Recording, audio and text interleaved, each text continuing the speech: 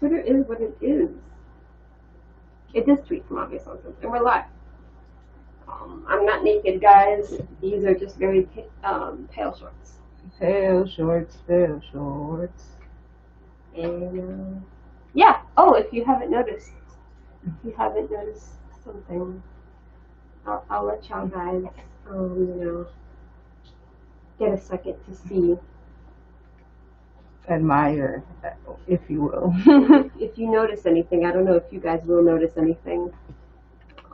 This is the right side. We have some exclusive Obvious Nonsense gear coming to you very soon. Or if you just DM either one of us, message us, there are ways that you can procure one. And that's all I'm going to say. Yeah. This is the start of our merch collection. This is the start of our merch collection. So we have the Obvious Nonsense mask. It don't got the filter, but it does have a nice little 2-layer thing. I should do the water. Facts, I should do a water test just to show y'all. That's what my aunt in DR did. She was like, look how thick it is. It holds water. So, prevent that corona from hitting you. Dan, as you can see, the hats, legit. It fits our puffs, which is, you have thick hair, it's all about it. See that? So how the camera got blurry. Alright, there we go. And this is our merch. We're working on more stuff to come soon. So we hope you guys love it. This is our hat and our mask to start. Protect you from the Ronies with Obvious Nonsense everywhere you go. Yeah, look how cool it is. Anyway, take down the mask, at least. But I can't breathe! Yeah, obviously, it's a false flag operation. The government is taking away our rights. Yes, the government is taking away my right to breathe. But it's okay. I don't know, my rights have been real. They've been real weak on my rights for, my whole life. Yeah, I was like, since you were a fetus? Since you were a zygote? Since you were an egg within the womb of your mother. Yo, anyway, hey, how are you guys? In fact, hey, hi. If you don't know where you are right now, I'm going to tell you. Tell me, please. Welcome to Insert Name Here. Brought to you in full technicolor and living sound with the dulcet tones of Alejandra. That's me. And me. I'm here too. So yeah, let's go. I used to have more because there used to be more people in here. But now there's not even more people. That was just us. So, it's whatever. I'm going to kill Calvin because he said... George. I wish George Soros paid for these masks, man. I wish. Everybody, they keep saying all these things are Marxist, and I'm like, where at though? I'm wondering where. You're waiting for the Marxism. I'm waiting for the Marxism. I'm waiting for the person who's secretly funding me. Can he come through? Somebody secretly funding me right now. I'm trying to get right in here. I'm looking for my secret Black Lives Matter funder. My life matters. I'm throwing it back with the rally from Massachusetts. I forgot I was wearing this. Anyway, that's how long I've been interested in politics. Since we're on rally from Massachusetts, let's go to Kennedy for Massachusetts. No. Joe and Ed, Marquis had a lovely debate. I didn't watch. You know why? Because it was a waste of time. I'm not voting for Joe Kennedy. That's why I didn't watch. Because I watched some people's play-by-plays though, so that was enough. Because I know what the thing is. I would never watch Joe Kennedy debate because he never ever says anything. Like someone said, he said nothing in 3 languages. Answered the question 3 times, said nothing each time. He'd be like, there are big problems in this state that we gotta fix. What are the problems, Joe? Big problems. We gotta fix them. Joe, his biggest complaint is always, he goes, Ed, he doesn't even really live here. He lives in D.C. most of the time. And I was like a senator? But don't you too? So do you though, right? You're aren't you supposed... So is that why you never pass any legislation? Because you don't be in D.C.? What about that? That's the real question. Me curious. Me curious. Insert Joe Kennedy? No. That's me. if you want an endorsement, my endorsement is to don't vote for Joe Kennedy, because this man just be saying vote for me because I speak level 3 Spanish. He said I took AP Spanish. You know what I got? A 3. Excuse me, don't disrespect him. He went and lived in DR with the Peace Corps. He took AP Spanish and got a 3. So okay, I would have lived in DR too. What's he like built temples or something. I don't know. Temples? You know, churches or something? I don't know. If he built churches, he that's was worse. With the Peace Corps. He was doing, I don't know. See, that's imperialist. What do I want with that? That's imperialist. The Peace Corps. But they had a debate. Nobody really cared. They said that Kennedy came out looking better. And Marky is old. Like, old. Oh my gosh, he's just old. He just Nate will understand. He just got oldness with him, like just old energy. His existence. Just old, just elderly. He's not like cool or anything. And it's like, but like Joe Kennedy, like is so. It's clear that he feels that he's supposed to have this seat, and that's what bothers me. That he feels like I should have this seat. He feels like, as it is my right, my birthright to have this seat. Like that's what he feels like, or that's what it seems to me that he feels like. And it just reminds me that it's just 2 white guys. Yeah, it makes it real disappointing. Like I don't want to see. In reality, I don't want to see either one of you. Although Marquis done Marquis. You try to negrify him. His name is Marquis now. Vote for Marquis.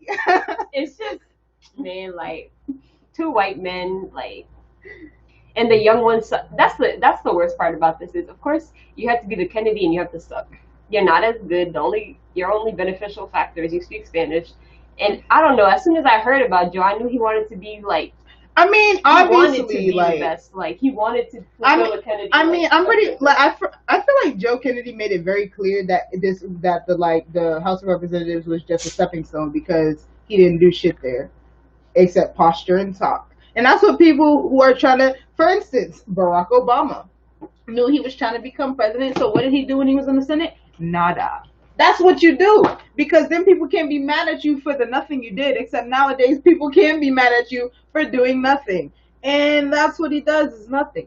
I mean, like he still has to answer the question of why is he running? Like why? Like actually why? Like, oh, we need a new voice. How are you a new voice? What's different? You said you agree with everything he says except for like the cool things, like marijuana and stuff.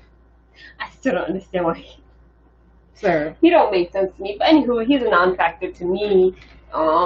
If he's elected our senator, then honestly, we can just accept that Massachusetts is what it is. I mean, like nobody's gonna be shocked. His last name is Kennedy, like, but like, it's just. I feel like at a certain point, as a state, and obviously it's not realistic because our state loves the Kennedy name.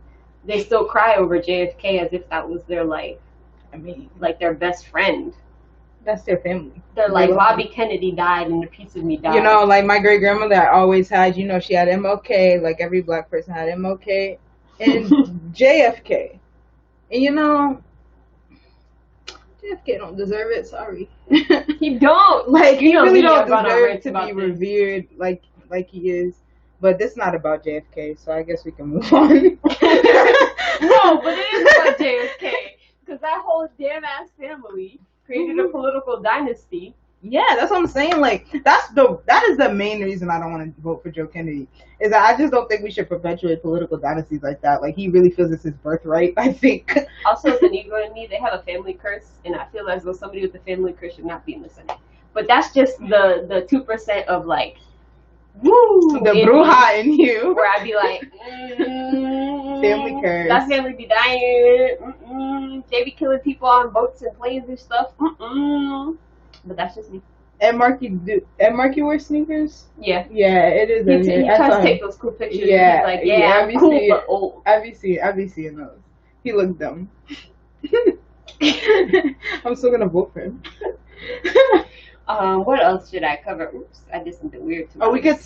No, go ahead. No, you go ahead. I was gonna say, this is not local politics or politics at all, but to quick talk about Megan Thee Stallion, like the way that story developed.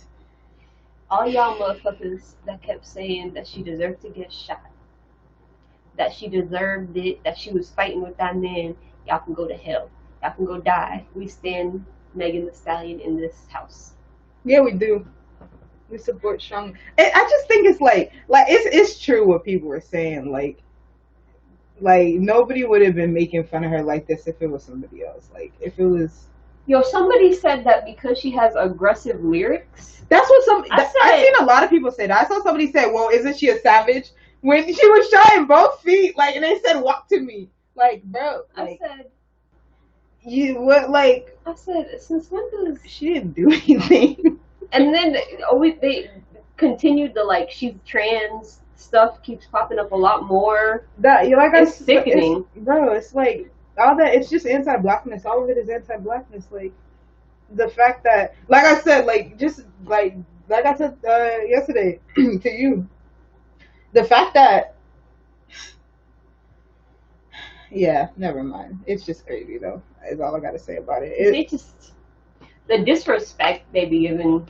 Like she had to go on camera and cry to make people feel sympathy. And I know and the worst part is I know the feeling, bro. I know the feeling. I know the feeling when you're like emotional, but you can't be emotional because then that's angry. But you can't be not emotional because then that's angry.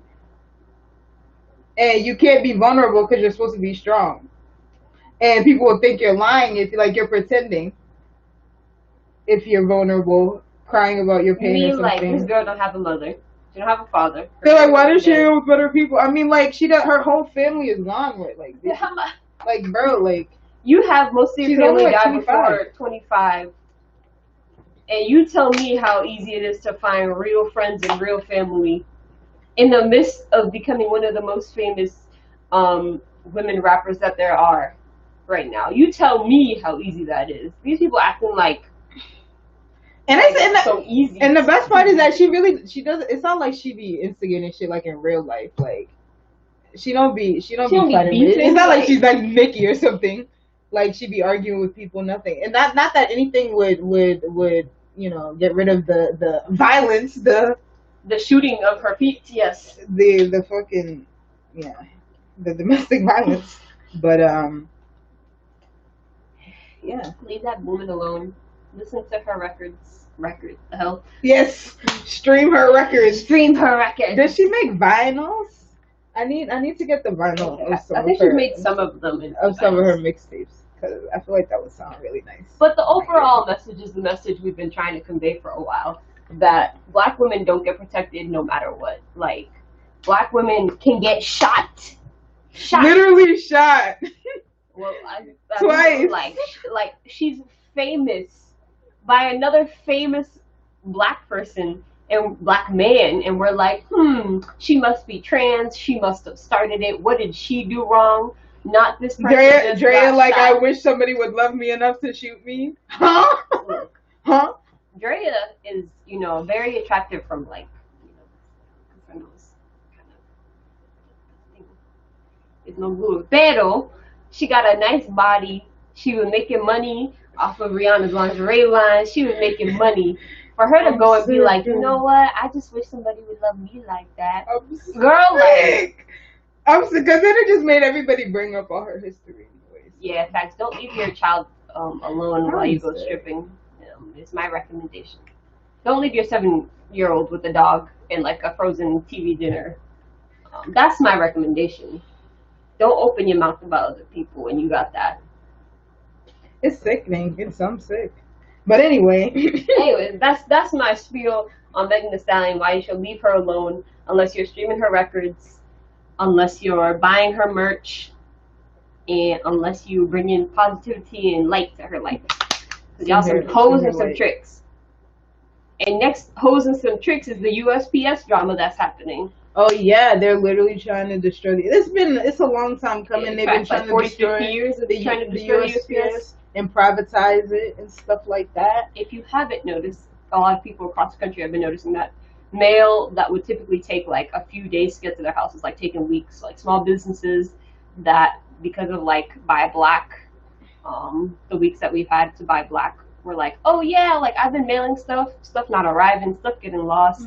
Shit has been really bad. And for small businesses that are struggling because of COVID it's like especially bad because USPS loses your thing, then you lose product and you probably have to send it out again. So you're doubly taking an L. And this is like something happening across the country. Yeah, and a lot of people are saying like, you know, aren't there alternatives, da da da, but there's really not alternatives like FedEx, UPS, those things like that, DHL even, like those things, they're not as fast, they're not as cheap, and in the bottom line, they're not everywhere. So, and also the USPS is the biggest like federal. Isn't that the biggest federal like body that hires people? Yeah, I believe so. And that's a lot of jobs lost, especially a lot of jobs for people of color. A pretty like steady job, like a job you don't expect to leave until like, you know, they privatize the post office and destroy your livelihood. But whatever. Like, but also, I'm pretty sure it's like in the Constitution that you're supposed to have a. You know what's funny? I was googling it. It's I guess it's written it has the power to establish it. Like post office and post roads, and the reason it was created is so that we could, you know, make sure all Americans get mail because you have to use the Pony Express. One of the most important things. I don't know, man. It's just one of those things that we don't pay enough attention to until it's too late, and it's almost at the point where it's too late. Where like one of our major systems, like USPS used to be the way a lot of Black people used to make like very decent living. Mm-hmm. And support their families without having to work like 3 million jobs. Like it was, you had a pension at the end, you worked really hard for a long time, but you had something your family could rely on at the end. Yeah. Now it's just like, who knows what's going to happen? And like, that's a lot of jobs, like Malaysia said. Like across the country, a lot of jobs that could potentially go like missing. So yeah, if you care about jobs, you should care about the USPS. Like, if you care about that shit. Facts. If you want to be complaining about people's unemployment checks and you want to be pocket watching, you should probably care about the USPS. Speaking of complaining, I'll go quick on the pocket watching. Mind your business. It really doesn't harm you for anybody for other people to like, you know, not starve to death. It doesn't hurt you, but okay. But onto the damn. What did you say that made me remember? You said mind your business. Why did mind your business make me? Oh, because this Mandela thing, this Mandela mural that they took down, and people who I know have not gone to any town meetings, at least within the last 5 years, want to be all over social media talking about, well, if you cared about your community, you would have known this ahead of time. Pump the brakes. Not true. That's bullshit. That's total bullshit. Because flag on the play. Flag on the play. That's bullshit. Like, because as a person who's gone to community meetings, we've talked about this before. They don't do shit. They don't say shit. They do it at weird times. They do it at like 11 a.m. or at 3 p.m. or at 5 p.m. Like, nobody's who's gonna make it to these things. They'd be like, oh no, we're just talking, we're just suggesting, we have like some proposals, and it's still in the bidding phase, it'll take like, you know. So then 5 years after the bidding phase is done, when they're finally ready to build the shit, you forgot you even went to the meeting. Like, bro, like, it's not like they keep the city abreast of, like, they don't keep the community abreast of like what's going on with the project. They just like for instance, what's going on with that Orchard Garden fence? Did they ever do that? Like, did I ever like I'm still thinking about it. That was last year. Did they ever do that? Like, never heard about it again. Me, I'm gonna drive past it right now and be like, is there a fence there? But it's just, if you haven't been to some community meetings, you truly don't understand. And I think this is why people on the internet bother, especially me in Malaysia, so much, is because we've sat in on so many community meetings, watching them not talk about stuff actually, or when they actually get people to talk, it's like mainly old people. And I saw this, it's not a tangent, but it's on this topic, but I saw this person talk about how when he goes to a lot of these meetings, he's usually the youngest person there. And there's a reason you're the youngest person there. The outreach that these people have for these meetings are not directed for the young people that will be affected by these things in a few years. When you're like 15 to 16, there are organizations that could get you to these meetings, but the likelihood of them knowing about it really in time, like from experience, like the last minute meetings me and Malaysia would go to because the organization would find out the day before or that same day that there was a huge meeting about something that directly affected the community. Like, and we were lucky because we were 17, 18, 19 and could just do and go and had time. And like, I'm like, there are a lot of barriers to being engaged in that way. Like, it's not like voting. Like, it's not like you send in the thing and you just go on whatever on the assigned day. It's not like that. Like, you could go to one meeting, they could say they're gonna talk about that, and then sometimes they don't even get to what they say they're gonna talk about. Like, like, because people want to be talking forever, people want to be saying the same thing. Like, can you fix the sidewalk and stuff like that? The marijuana meeting we went to that was actually supposed to be about like Mass Ave and the heroin problem. Nothing. When all of the old people were complaining only about young people smoking weed on the. They're like, we smell weed all the time, and not the fact that there are people with like opioid addictions down the street. Like, that was funny. You have to realize that also a lot of these meetings are just one meeting. Yeah, that's what I mean. Like series of like, you have to stay connected. And for example, this happens a lot, so it's a good example. You go to one meeting and they don't engage with you. They might just be presenting information to you. It might be going over your head because it's language you don't understand. Or they'll have like a thing where you can't testify unless you pre-register to testify. Like, so then if you didn't know many things you can't say anything. When you show up to a meeting and you can't speak, that prevent you from ever wanting to go back. Like, I remember, you remember that? Remember, I don't know what it was, but when they were talking about the opioid crisis last year, and Dominguez came with all his That's people. what I was referencing with the old people always talking about weed. Right, yo. There was that other one with Kim Jong that we went to where there was only, maybe just me. But anyway, like there was, I remember Dominguez had like all the young people, you know, he works with and stuff. He brought them in there, and he, you know, he started speaking, and it was crazy because I remember that was the day that dude tried to gaslight us and tried to say that they didn't sweep everybody deeper into the city when they did that clean sweep thing, and they totally did. And it was also that guy that was in trouble in Marty Walsh's administration. What was that guy's name? I was making fun of it. Wait, hit the chief up. Yep, that guy. It was him. But like these meetings, like, they're not accessible for people. Like, I remember even like knowing about a meeting, being engaged ahead of time, preparing like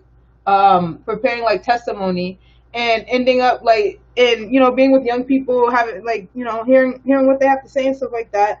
And the politicians will just go like, oh, so where's your data? Or oh, that's, you know, that's just your personal experience. Or, oh, like, you know, which adult told you to write this, and da da da da. Like, I'm like, that's actually when people are trying to be engaged in their community. They're that dismissive.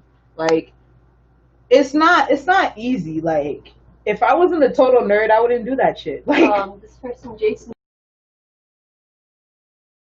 said so. Yeah, pretty much. Yeah, and they like try and, a lot of people try and frame it as we aren't interested as a community, or that like it's our fault that we aren't going to these meetings. But I'm like, you really haven't met people, especially in Roxbury, that aren't interested in their community. Like, everyone you talk to has some type of connection to their community, which is one of the most important things to have in a community, is for people to have a buy-in. And when people don't feel they have a buy-in, people don't care. Yeah.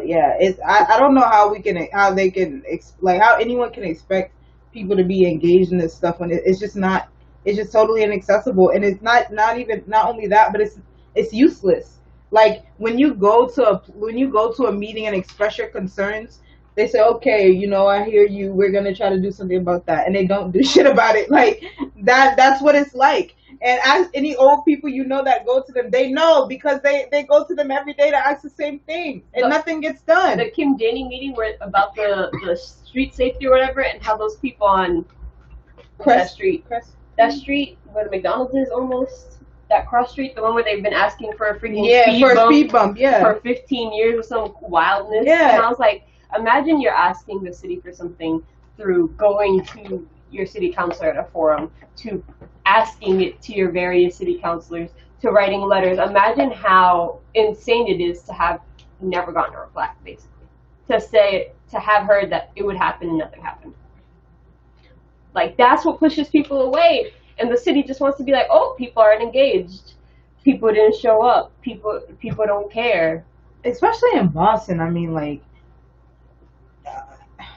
I need people who are actually from this community to stop perpetuating shit when they don't know about shit. Stop talking about shit you don't know about. Like, that's all. That's all I want. That's all I want. Like, if you haven't been at all those meetings, then stop talking shit about other people. Stop. Like, really stop. Like, because it's bullshit. And if you were a real community organizer, if you are a real activist, you would know that shit is unhelpful. That shit is it's useless. It makes people hate you, in fact. And it doesn't make people want to engage either. I just want also people to know that at this point, Marty Walsh has such like a bad reputation for most of the city that like most meetings people don't want to go to if it has the city of Boston's name on it. People don't want to go to certain things. These ideas that trace back to pretty much Marty Walsh's beginnings, people never really liked him. Like, take a look at the whole environment around something like this. Sure, there are people in the community that don't care. Sure, there are people in the community that might be disengaged or not engaged. But that compared to the barriers that are put in place by the city of Boston in face of everything else is like nothing to me. Yeah, I just don't like Marty Walsh. So, like, I just don't. And from having like experience trying to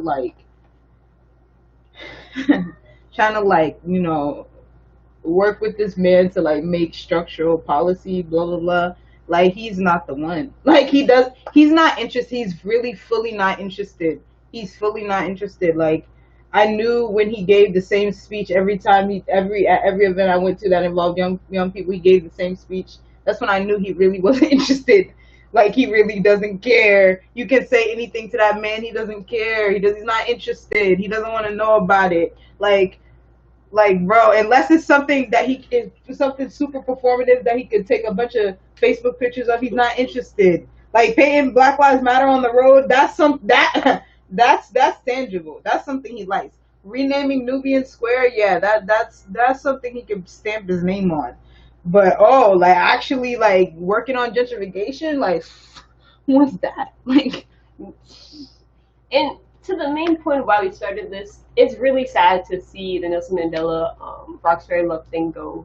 I think the main issue that I have with it, beyond the like community factor of like not attending meetings or whatever bullshit people are talking about right now, is it's in the middle of a pandemic. Like, if people could have gotten cruise management could have printed something, at least for Warren Gardens, which is around here, and been like, I mean, we're taking stuff down, like, put it in the mailbox, like, this is what's gonna happen. This is why that street has been blocked off for almost a year. For me, I thought that shit was construction just on the street. I thought something was wrong with the sidewalk or the street.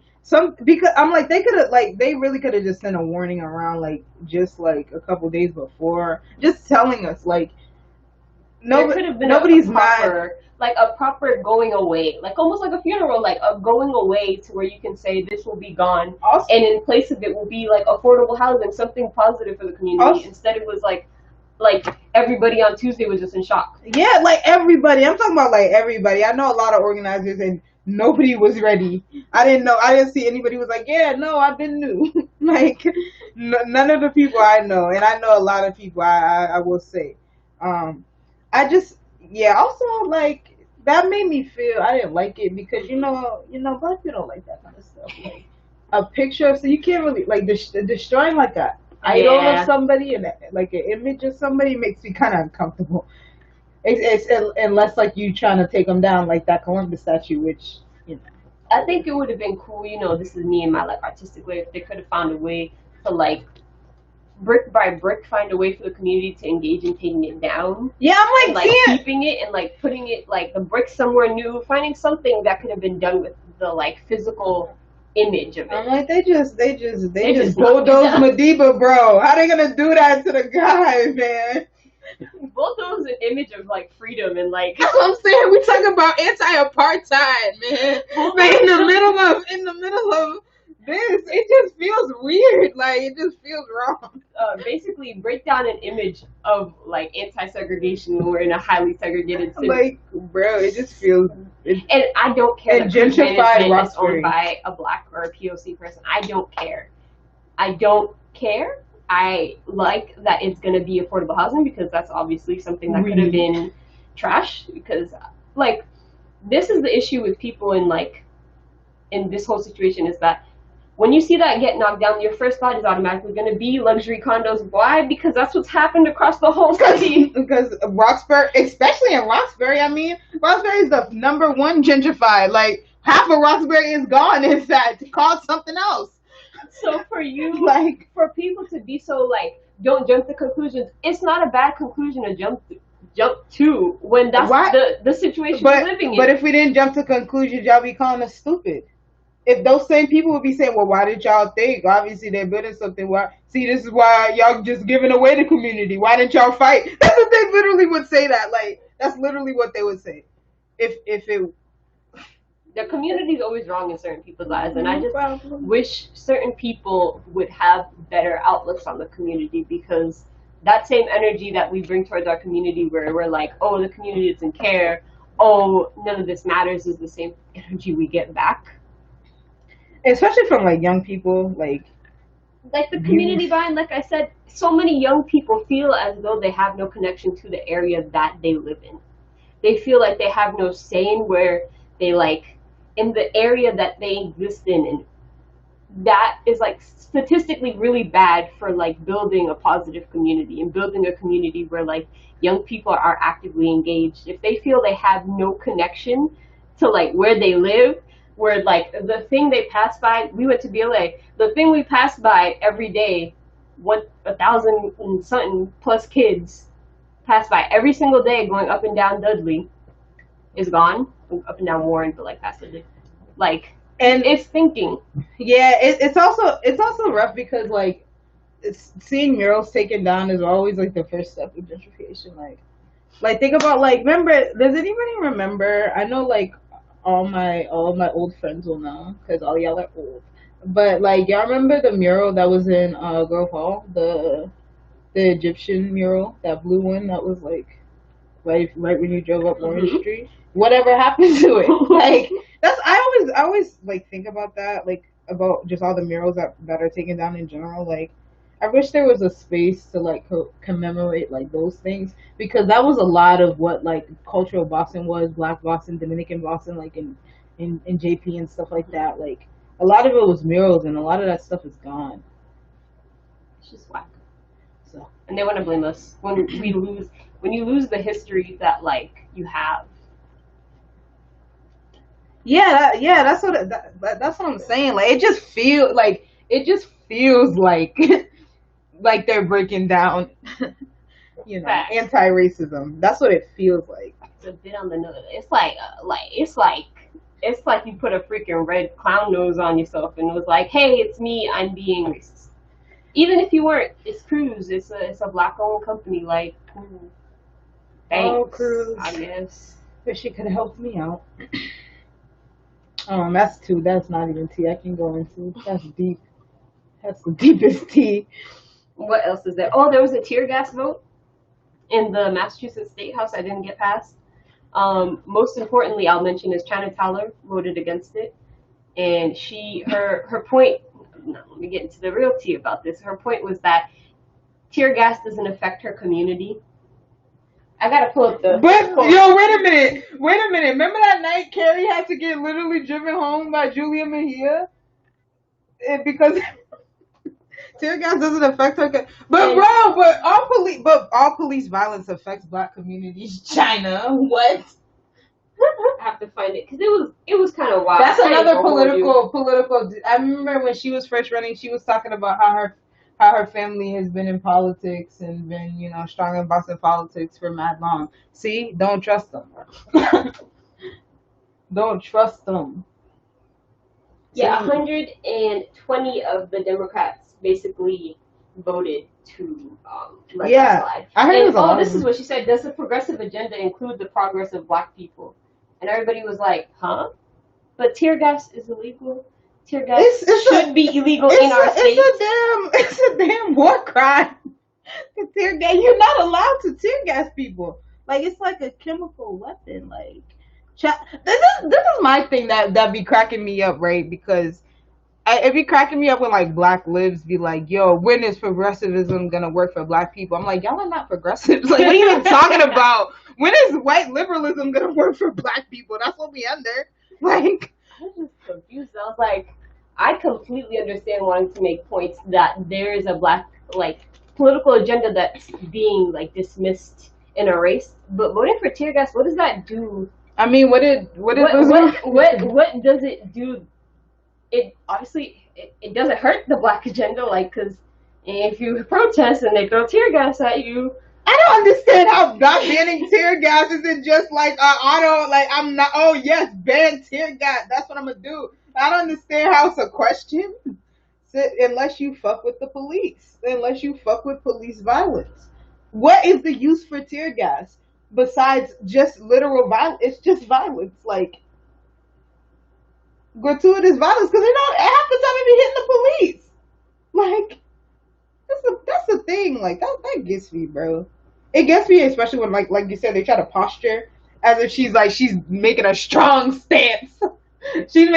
She's standing strong here for the black community on the fact that we should be allowed to get tear gas. Okay, so yeah. I read a little more tea because I forgot there was more tea to it. So they were saying, a lot of the Democrats were saying they voted against it because it was already involved in the police reform bill. Mm-hmm. But the point of this specific was to make that section of the original bill stronger, as to kind of reiterate that tear gas is illegal, but instead, it's not. And that is why Massachusetts is sometimes a shithole. Because you get surrounded. I had a discussion with somebody recently, and he lives in a certain southern state, and he was saying, it was like a woe is me, of being like, you don't know what it feels like to be around a bunch of people that don't share your views, and that don't and that are like outwardly racist towards you. And I was like, bruh, that's like Massachusetts. First of all, people are outwardly racist in Massachusetts, and people are like inwardly racist in Massachusetts. And the inwardly racist ones are the scary motherfuckers, because outwardly racist people, they're racist, you know. And inwardly racist people will convince every other person that they're not racist, but you know that they're harming you. Me have personal experience with that. I won't go into it right now, but if you know, you know. And I just think like it's really cute because Massachusetts is like super racist, like unapologetically. To back me up is the black staffers of the Massachusetts State House that sent a letter today to the Speaker of the House, which is Speaker DeLeo, who should not be in his office anymore. And it is a crime against the state of Massachusetts and its citizens that that man is still in office. And I hope with all in my might and my body that somebody soon will God will either take him home, or somebody will challenge him positively to his soul. Because this man, him himself has done so much harm to progress within the state by being the speaker. If you've never gone to the steakhouse, you should go to a steakhouse. They're good. But if you've never gone to the state house with a group of young people and gotten rejected from the speaker's house, it's like, oh right. The state house, they be making up rules. The moment they see a group of young people, total new rules. Oh no, we're only allowed to have 3 people in the office. No, that's not a rule. You just made that up just now because you saw 10 people coming towards you. You just made that. Where's that rule written? Oh, nowhere. We're just able to do that. Like, oh no, we're not. Oh, they're out for lunch. Oh no, they're out for this. Oh no, they left earlier, even though it's 2 p.m. on a Tuesday. Where did they go? Oh, they're just not here. You know, they can't talk to you. But but we're not engaged.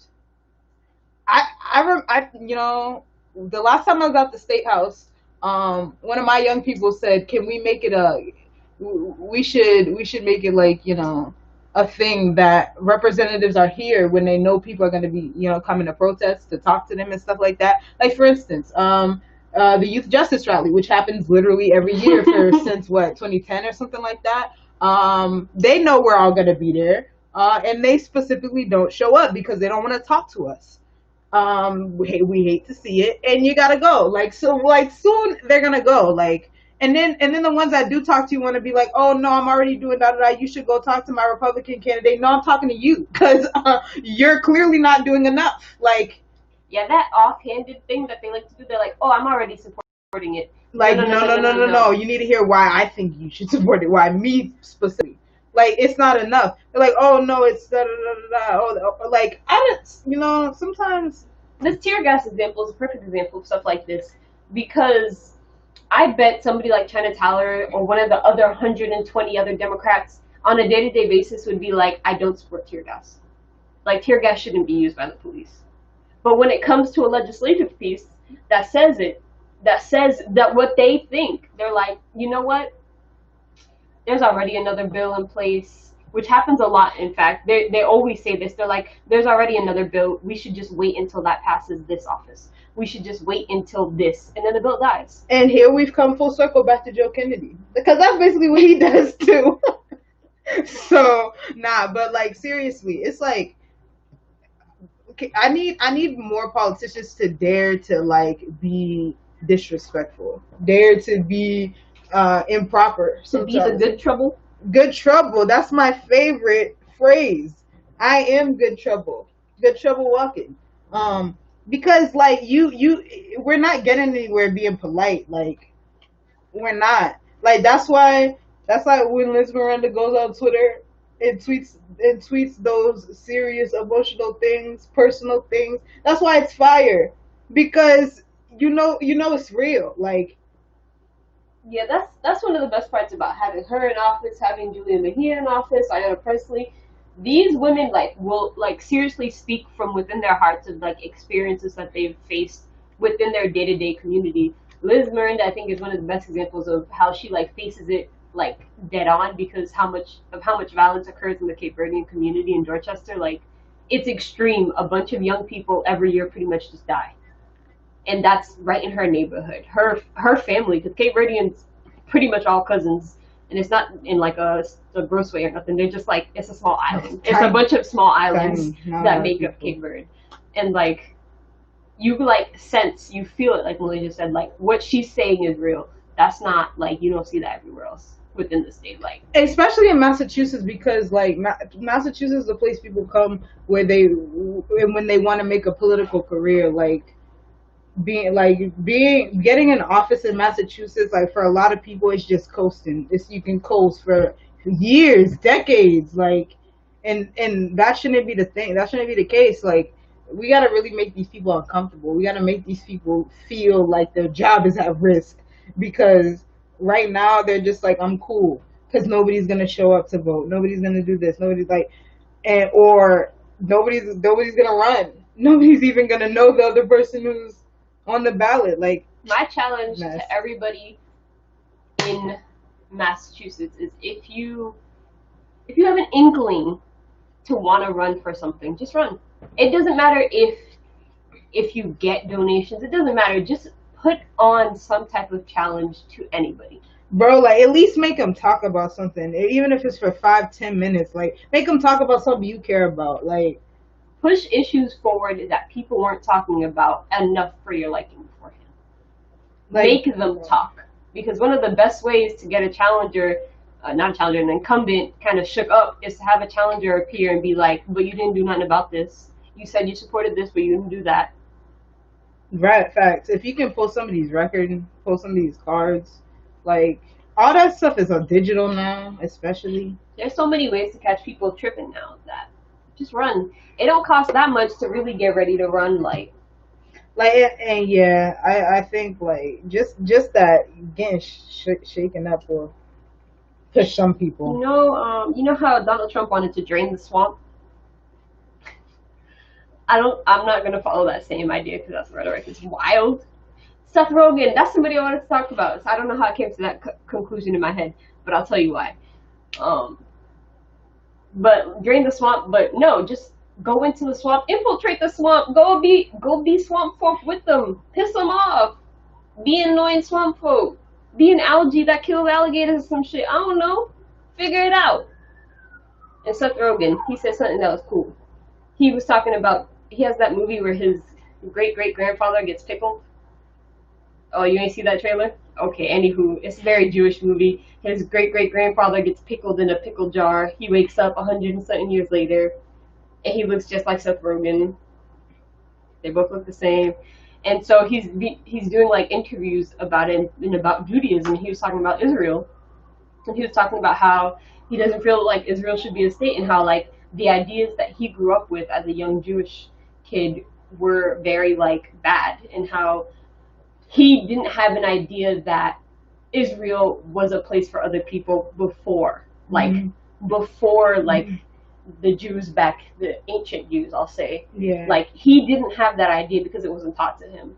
And he was getting, like, attacked on Twitter because they were like, how could you say this? How could you say this about your people? And he was like...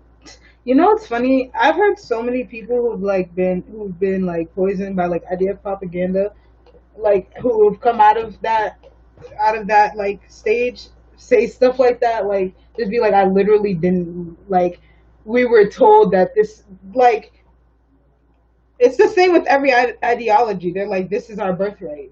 We're told that this is our birthright. We must protect our birthright. And yeah, so that's why you can't let intolerance lie. That's why you have to fight. That's why you have to tell people to shut the fuck up. That's why you have to be rude. Because when you let intolerance lie, like, you're giving tacit permission for that shit to continue. Like, you're letting future generations, you're letting all that stuff. I just always think that's interesting because Jewish people, you know, are very, you know, Nick Cannon, he fought his fight with the Jews a few weeks ago. That was his fight to fight. Now he apologizing and donating to Holocaust museums. That's what you want to do. Hopefully, maybe you learn. Hopefully, the Nazi in my life will figure it out. But the main point is, take time to shake up the system. Be good trouble. Good trouble. Do research. I had a post last year that I should have reposted, but it was about research and how important it is for your daily life. If you're interested in something, Google it. If Speaker DeLeo, you don't know who he is, Google him. Google his record. Google what he's opposed. Google organizations within your city. Just go to Google and find out something. Jeff Bezos' ex-wife donated a shit ton of money to black organizations. It's kind of interesting. She said don't guillotine me. I promise. She donated pretty much all the money she got from her divorce. Yeah, to black and LGBTQIA organizations. She donated like a bunch of money to Howard, which is, and like other smaller like another student. And I was like, hope another student is embezzling, you know. That would be my favorite story the rest of my life. He was so like public about the fact that he clearly had mad money, like him posing in like photo shoots in like $3,000. Did he get a G-Wagon or something? Something crazy. They never found him responsible for it, so he living his best life. Yo. What was the other thing I had? Oh yeah, Trump and housing. Forgot to mention. Oh yeah. This man pulled back like regulations that Obama put in about like fair housing, so. Also, Trump and Donald Trump Jr. tweeting videos by doctors who are not qualified. That lady that was the African lady. Yes. Oh my God, the African lady that was talking about. How do you say that? Hydroxychloroquine. Hydroxychloroquine. Yeah, hydroxychloroquine. Don't take that. I know none of y'all are gonna take it, but don't take it. You know, we probably can't even take it because we can't reach it, can't get to it, because all those freaking people are so concerned with getting hydroxychloroquine. That video. Oh, I just want to tell people about this. Today is just my day of Mama Top weirdness. On Facebook, I came across this post by somebody that I knew growing up. She was older than me. She's like in her 40s now. Or just 40. And she reposted that video, and she was like, I wonder what they're hiding from us. Mind you, she's a black Cape Verdean woman, college educated, everything that you think wouldn't. She's like, what are they hiding from us? I wonder if this is true. And I said, and this is the problem with this, like, people really will be like, this is the doctors across the country haven't prevented the deaths of 120 plus thousand Americans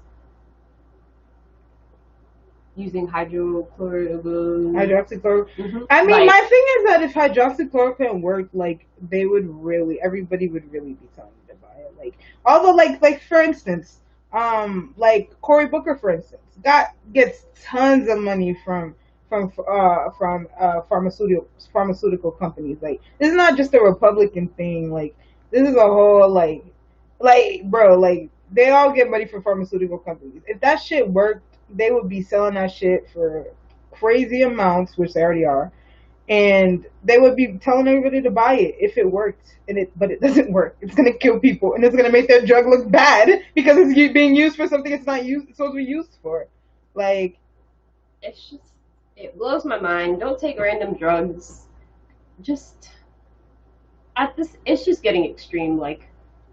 There was never a chance for us to even get out of one wave of corona. Somebody from the World Health Organization was like, yeah, it's not one wave. It's not like the flu where you get hit once a year and it's gone. This is like a continuous wave. It's a pandemic. I don't understand what people are not getting by pandemic. Like, you know what that word means. No, it's almost like the zombie apocalypse.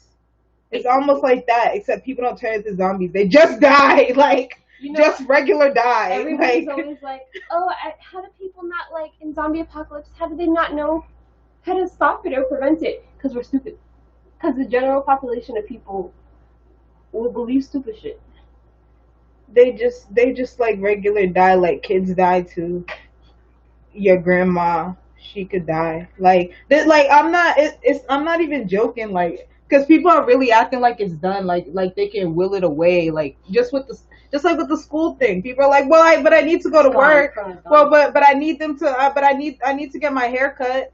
So I need them to go to work, and I need them to send their kid to school so that they can go to work, so that we, but I'm like, don't send your kids to school. People are gonna die. Like, a bunch of Black and Latino kids are gonna end up in schools while those white kids go and do a second version of white flight. All the white kids gonna be in their own little public private schools, have their own little private chefs, while a bunch of Black and Latino kids are just gonna be stuck in a bunch of schools infecting their own families. Like I keep saying, like, how many of us like live with our grandparents? How many of us like this is gonna kill us? We should have talked about the meme. What meme? The COVID meme thing that. Oh, I was just about to say that. Yeah, apparently I don't actually know who posted it on Twitter, but somebody that has something to do with some organization of teachers, apparently, in Massachusetts. I don't know whether they were a teacher, whether they were part of a teachers union. I don't know.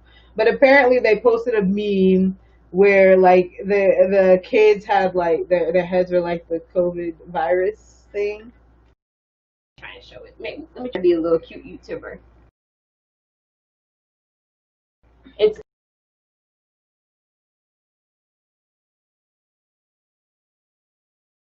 yeah, that's facts. So I was trying to I have to. But yeah, and I'm like, and I saw somebody getting very angry at this, but I'm like, yes, it's dehumanizing, and I wouldn't do that. That's kind of fucked up for, like, that's just a fucked up thing to make, but it's facts though. Like, I mean, like, we're all literally like disease vectors, and being in close quarters in schools is just gonna make it worse. Hate to tell people this. I know it's offensive to hear, but that's life. I look at everybody like they're little corona babies. Everybody's corona to me. You think I'm not gonna look at some kids that have to go teach? I look at kids outside right now as corona, especially when they're not wearing masks. And I don't even dislike kids or anything. We like kids. I mean, like, kids are cool.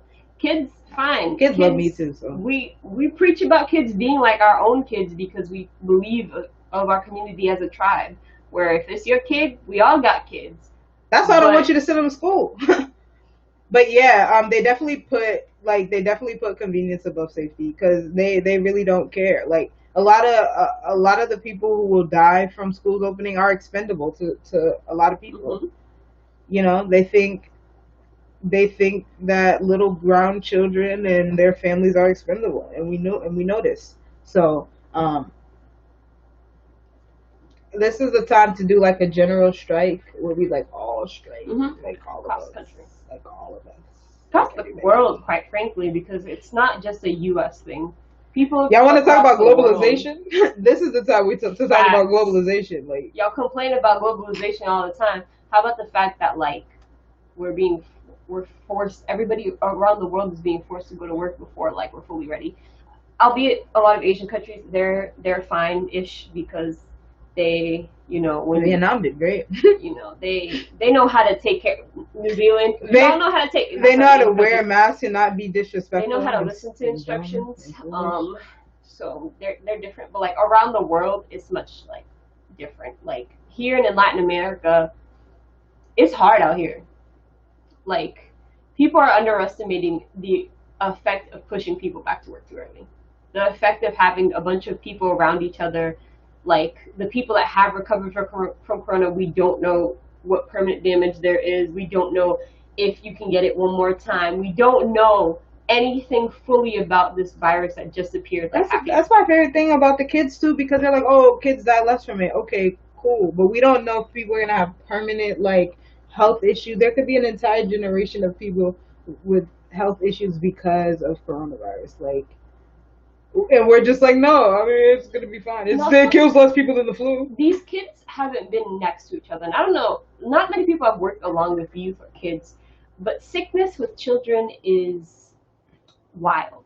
Because kids have the immune systems of, I don't know, nothing. Their immune systems are trash. So put together, let's say, a classroom of 30 kids. Immune systems, medium to low, because there's always 2 or 3 that are sickly. They haven't been together in a room together for 6 months. It comes September-ish. What do you think is going to happen? My thing is that, like, what happens when somebody does get corona? Does the whole school shut down? Does the whole class not? Like, because isn't that the point that people can't stay home? So what if somebody does get corona? Like, because everybody will be at risk then because it has a long-ass incubation period at that. Like, what's the plan? What's the real plan here? Like, they don't have a plan. They keep having those Zoom meetings where they'll talk about bringing back kids through a Zoom, which is like an office joke. Let's have a call about bringing back people to an office where we're not even having an in-person office meeting. Yeah, sure. Thanks. Also, it's not like they cleaned schools ever. Or like put soap or toilet paper or things that you need to not die in a pandemic. I'm just wondering, like, they're also talked about, so one of the things I read said, like, the kids would be given masks every morning if they don't have a mask. They'd be given a new mask after lunch. They'd be given, like, 2 new masks a day. And I was like, wouldn't that, in theory, run out of masks for the state very quickly? Like, I don't think... They're going to be surgical masks? I guess. Because you can't really, I don't know if cloth mask would be worth.